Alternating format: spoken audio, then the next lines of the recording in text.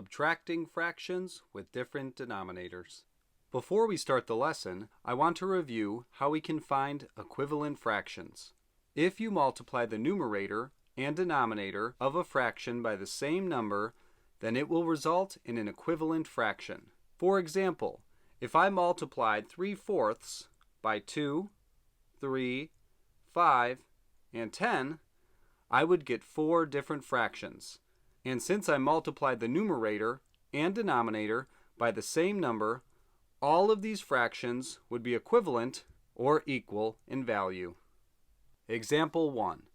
1/2 minus 1/4. When looking at this problem, the first thing we should notice is that we have different denominators. We cannot subtract fractions unless we have the same denominators. This brings us to step number 1. Determine the least common multiple, or LCM, between the two numbers. In order to find the LCM, we will have to write out the multiples of both 2 and 4. The multiples of 2 are 2, 4, 6, 8, 10, and we could continue on. The multiples of 4 are 4, 8, 12, and once again, I could continue on, but I don't need to continue on because I can already see that the LCM is going to be 4. Step 2. Multiply the denominator to become the LCM. If we notice the second fraction 1/4 already has the denominator of 4, so I will not have to change that fraction. But the first fraction has a denominator of 2, so we will have to change that to an equivalent fraction with a denominator of 4. If we pull up the multiples, we can see that 4 is the second multiple of 2. This lets us know that we will have to multiply the numerator and denominator by 2. When we do that, we are left with the fraction 2/4. And since 1/2 is equal to 2/4, I know I can change the original fraction 1/2 into 2/4.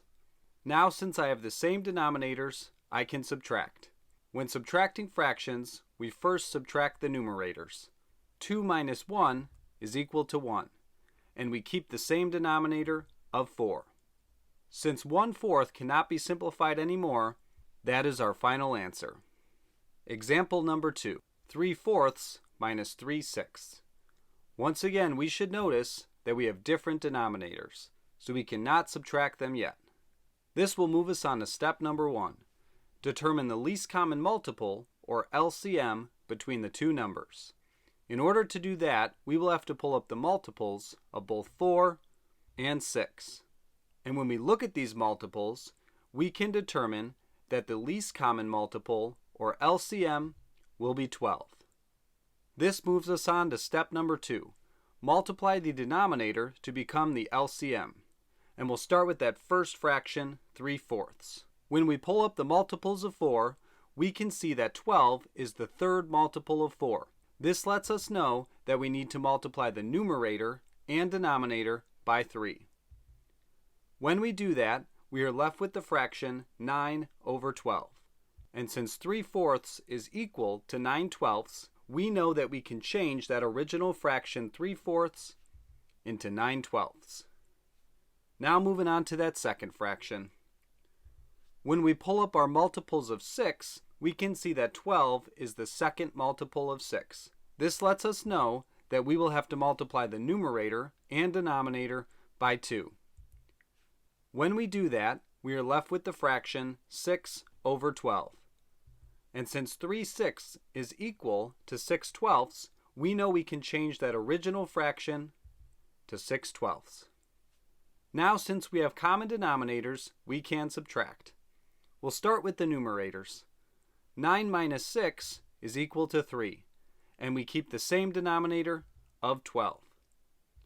Step 4. Simplify if possible.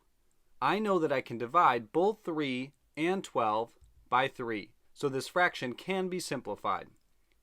3 divided by 3 is 1, and 12 divided by 3 is 4. So the fraction 3/12 can be simplified to 1/4. And that will be our final answer. Now it's your turn to try it out.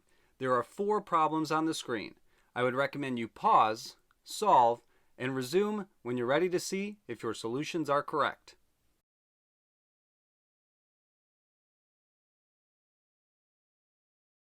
All right, let's check it out.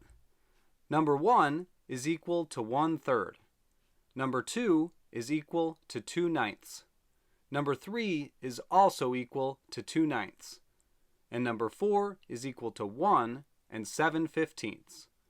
I would recommend you take some time to review this work. If any of your answers were incorrect, go back and find your mistake.